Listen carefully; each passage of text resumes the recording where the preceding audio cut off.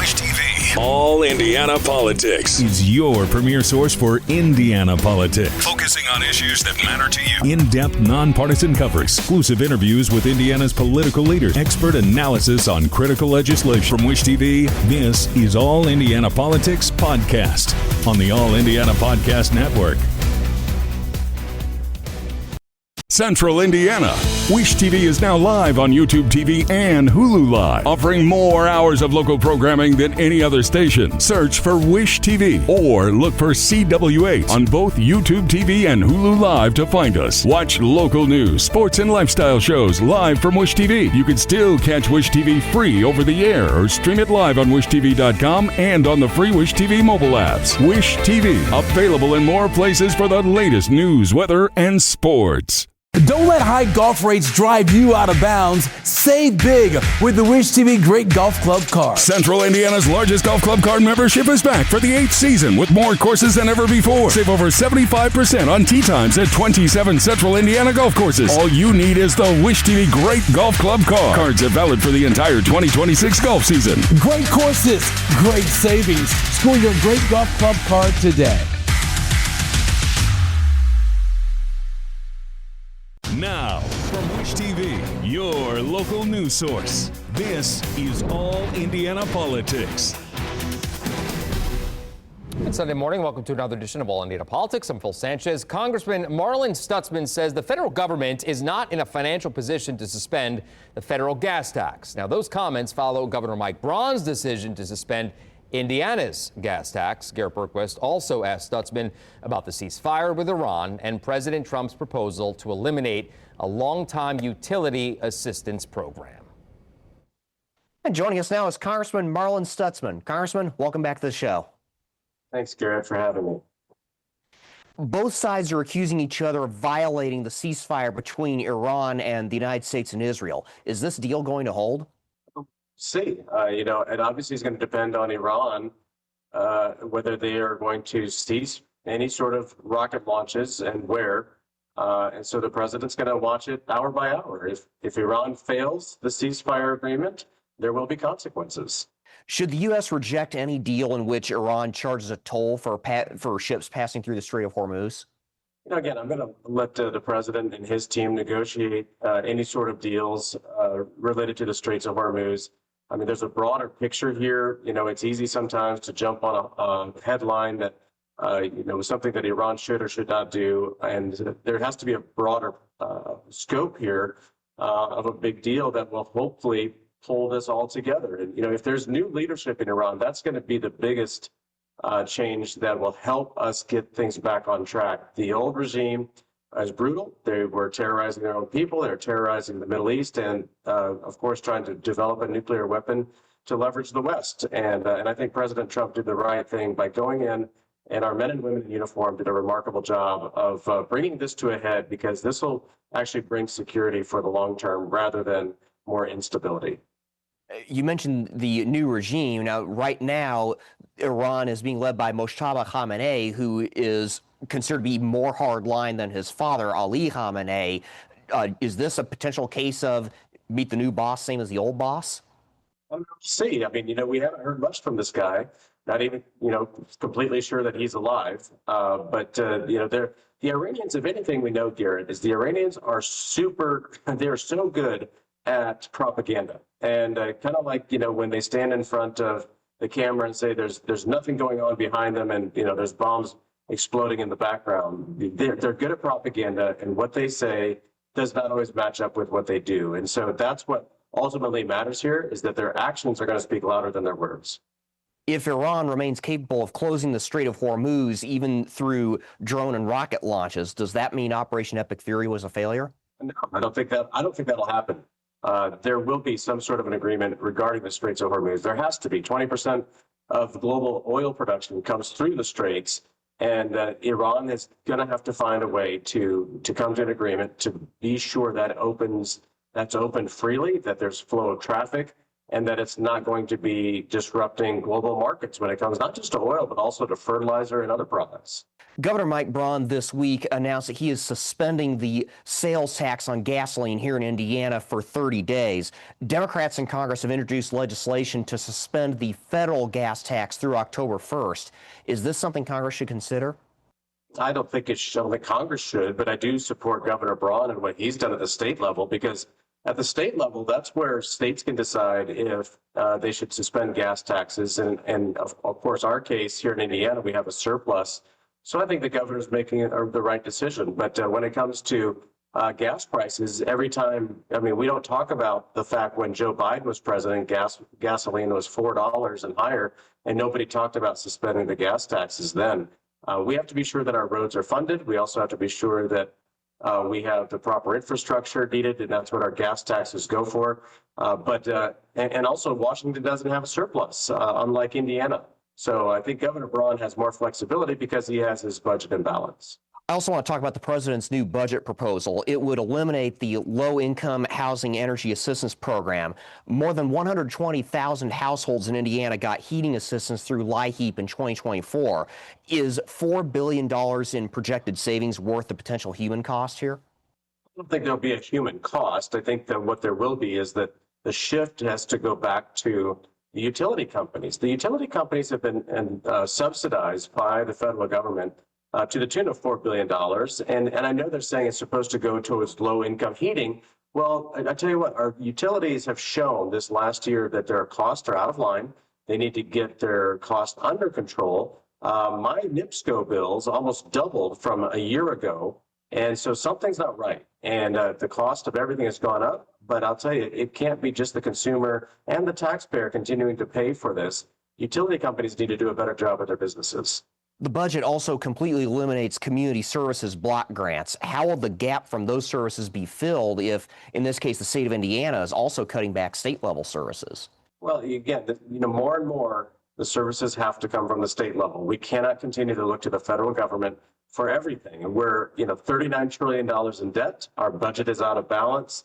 We've got to keep our costs under control. And it's not, military spending that's the problem. It's all of the other government services that continues to be the problem. Healthcare is broken. Obamacare exacerbated that problem and continues to increase the cost to the taxpayer. And so ultimately, it's going to take states and local communities finding a way, and we can do that. We are Hoosiers. We find solutions to problems, and we're not going to keep looking to the federal government to fix our issues. Congressman Marlin Stutzman, thank you for joining us. Thanks, Garrett. Meanwhile, Indiana's sales tax on gasoline is suspended for 30 days. That tax currently sits at 17.2 cents per gallon. The governor says that he will work with the Attorney General to ensure gas stations pass savings on to consumers. He says he will check after 30 days to see whether he should renew the tax suspension. Listen.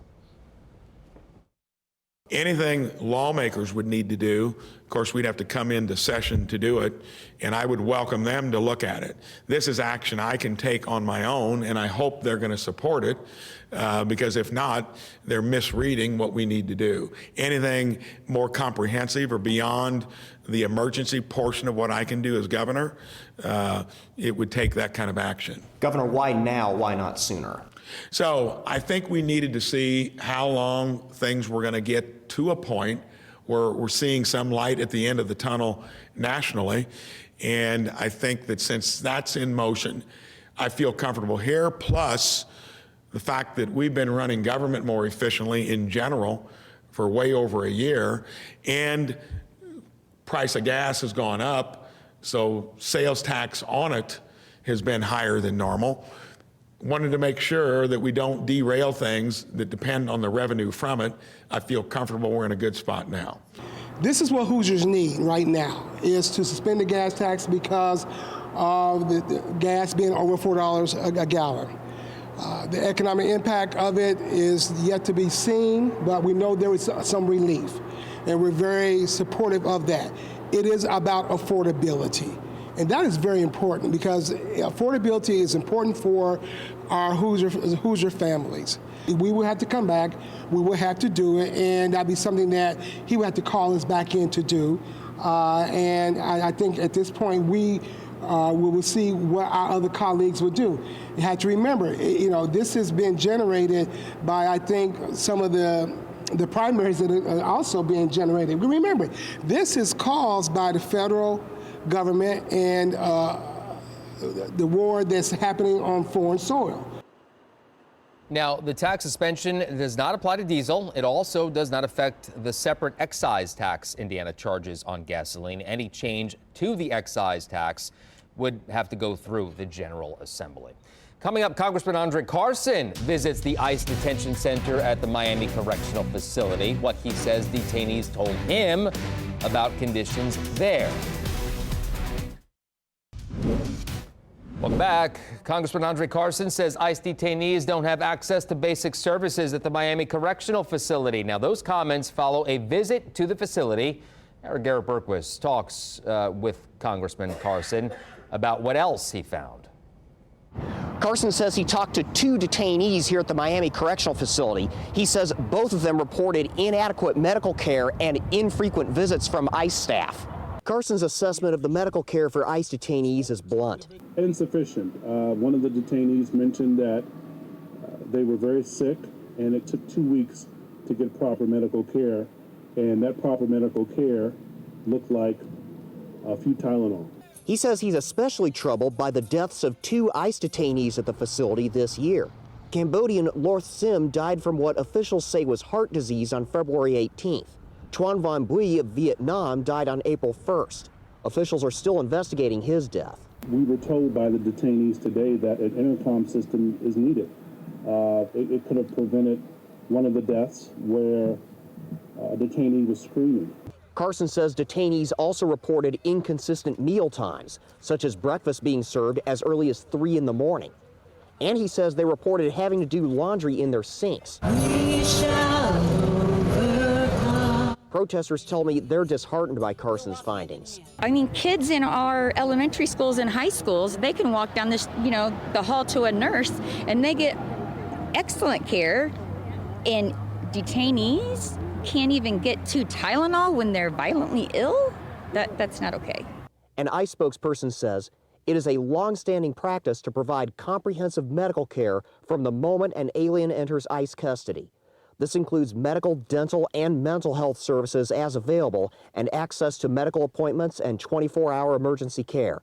This is the best health care that many aliens have received in their entire lives. Carson says detainees do have access to a psychologist, but it was not clear from his visit how frequently. At the Miami Correctional Facility, I'm Garrett Berquist for Wish TV and WishTV.com. Little thing that... All right, coming up, Indiana's best political team weighs the governor's decision to suspend the state's gas tax. The opinions expressed by guests on this broadcast are solely those of the individual speaking and do not necessarily reflect the views or policies of Wish TV. All right, welcome back to All Indiana Politics as we welcome in 2 members of Indiana's best political team, Republican Mario Malsalamani and Democrat Laura Beck. Good to see you both. You too. Yeah, it's been a minute. The governor has suspended the state sales tax on gasoline for 30 days. That's 17 cents per gallon. Mario, did the governor maybe wait a little bit too long to do this? I don't think so. I think he wanted to see what was actually going to happen in the Middle East. Now that they have a tentative ceasefire, I think this is a great time for him to have done this. And even Democrats are in favor of this because I think Hoosiers, our lawmakers understand the Hoosiers are hurting, and any sort of relief is good. And so even though it's 17 cents per gallon, when you times that by a 20-gallon tank, and you're thinking that people are refilling, their gas tanks maybe twice a week, sure. It adds up. And for the state, it's about a $30 million loss, right, of revenue that they could get back. But this is $30 million in money that's actually going into Hoosiers' pockets. And so while it might not seem that significant, I think any impact is a good impact for Hoosiers. You wait too long, Laura? Should you have done this earlier? And will this really make a huge impact or not so big? Well, I think we have to look at it a couple of different ways, right? So I think first of all, the average person who is filling up their gas tank may not be consuming news like we are and may not even know that he suspended the gas tax. But what they know is that there is a war in Iran. Right. They're not happy about the war in Iran. They're feeling the war in Iran in their pocketbooks. And you've got Mike Braun, who has been in lockstep with Donald Trump since day one, or even before day one. And these are the consequences of this very unpopular war. So that, I think, is one of the bigger pictures, pictures to it. I mean, when I think about the bubble I exist in, I mean, we are paying a lot of attention to the news. We know that these things are happening. But when I went to get my tea this morning, the young man who always waits on me, and I asked him how he was doing, and he's in his early 20s, he said, I'd be doing a lot better if gas was lower. Yeah. And that he is not going to necessarily connect the 17 cents. Right. He may not connect the 17 cents because he knows now that his gas is higher. That means everything else is higher because everyone is building in the cost, because gas isn't just higher for us filling up our tanks. It's higher for everyone in the world right now because of Donald Trump's war in Iran. It's always getting passed on to the consumer. Yes, right. We talked about that a number of times here in the show. But that being said, Laura, should the governor maybe call back Congress and talk about, maybe look into getting rid of the excise tax, suspending that? Well, I think it depends on how long this goes on. I mean, Donald Trump campaigned on this is not going to be I'm not going to be a forever war president, and I think that is something that was really attractive to people, especially his base, and I think others. But the challenge now becomes the longer this war drags on, the more these issues in the Strait of Hormuz, you're also heading into summer travel season, right? So this might be the difference between a family driving to Holiday World or just staying here at home. So it's going to impact everyone, and it is continuing to impact everyone. And the variable is Donald Trump, because he says he's going to do this, he says he's going to do that, he says he's going to do this, but we don't see any resolution. Yeah. And I think because of that uncertainty, it would be hard to call the legislature into a special session. I said Congress. I apologize. I just want to correct myself. The legislature. Mario, your thoughts on that as well? Is that something he should look into doing? Not right now. And I agree with Laura on this point, that I think that we need to make sure that, we know exactly what's happening, because there is a tentative peace agreement. And as you can see, just even from looking at what's been going on the last 2 days, I don't think we can trust Iran on any type of peace agreement. So if we don't have a ceasefire and we don't have a quick resolution, or if we don't have a quick resolution, then I think you should call the General Assembly back into session. But if there is a resolution, then I don't think that that's going to be truly necessary. What about possibly extending the sales tax suspension for another 30 days past the initial 30? One of the great things about Indiana is that we have great Republican leadership. We have a good balanced budget, and we have budget surpluses. So another $30 million hit to the Indiana budget is not going to be as much of an impact, because we do have budget surplus. So I think that is more realistic, and it also gives the governor additional wins by showing that he is receptive to Hoosiers' plight. Laura wants to get in here quickly before we move on. Well, I think Mario makes a great point. We do have a budget surplus. So if there's any time to use a budget surplus, maybe this is the time to use it to help Hoosiers with affordability costs. We know that we know polling wise, because Governor Braun keeps talking about affordability, so we know it's popping up in his conversations as well as in the numbers he's seeing. I mean, what better time to use the surplus than to help alleviate pain on Hoosiers, particularly if this war is continuing to drag on. All right, well, we'll see what happens there. Let's move on to Congressman Andre Carson's visit to that ICE detention center that we told you about at the top of the show up in the Miami area, the Miami County area. Mario, based on what Carson says detainees told him, should Congress maybe launch a probe into the conditions at that facility? I don't think so, and I'll tell you why. Andre Carson, I think, is just trying to get some attention for himself with this issue. I wish he would, if he was so focused on making sure that the jails and the prisons are, properly servicing the individuals that are housed there, then maybe he should look at the Marion County Jail. And I looked at this research because I knew we were going to be talking about this issue. In the last 10 years in the Marion County Jail, there have been over 36 people that have been killed. These are constituents that are in his district. So if he was so concerned about how the jails and the prisons, the people are being housed, then he should look in his own backyard. They're losing about 3 people per year at least. Can I just say that I really want to bring Mario into media training that I do with clients on what to do when you don't want to talk about a tough question? Like, you are perfect. I'm going to play this video. Next Laura, let's get your thoughts on that as well. And, how much leverage maybe does the state have here to actually look into this as well? I think the broader issue is the ICE detainees, and what we're seeing is these are people who are not criminals. They were people who were taken away from their homes, their families, their jobs. They are now being housed and treated like criminals, but what I'm beginning to think is they may be treated worse than criminals, which is really concerning. When you look at the numbers, we have had 2 deaths of ICE detainees, again, people who were not felons, who have not been convicted by a jury of their peers. We've had 2 deaths in less than 2 months in Indiana. And that's incredibly concerning. And so at some point, I think we really do need to take a close look at it. I appreciate Congressman Carson's work on this, because if there's one person who really has a conscience when it comes to social justice and care issues, it is Congressman Carson. I mean, he's one of the very first folks who stepped up on Gaza and talked about the humanitarian issues there. Quickly, though, 30 seconds left. To both of you, could this affect the primaries? No, not him. I don't think for him. Not at all. No, I don't think so. I don't think Destiny Wells is going to beat him. I think he's got a secure lock on that primary. Okay. We'll leave it there. Good to see both. Thank you. Thank you. Thank you so much for coming by. And we will be right back. The opinions expressed by guests on this broadcast are solely those of the individual speaking and do not necessarily reflect the views or policies of Wish TV. All right, thank you for joining us for All Indiana Politics this week. Of course, we'll be back here next Sunday morning at 9:30. And be sure to check out the All Indiana Politics podcast over online at wishtv.com. That's it for us for now. We'll see you back here next weekend. Have a great rest of your weekend.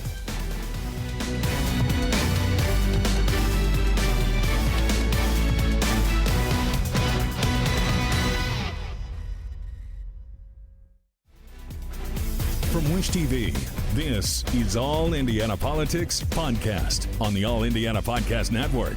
Watch All Indiana Politics live Sunday mornings at 9:30 on Wish TV and at wishtv.com. Subscribe to this podcast and listen weekly here on the All Indiana Podcast Network. And be sure to discover even more great podcasts at allindianapodcastnetwork.com.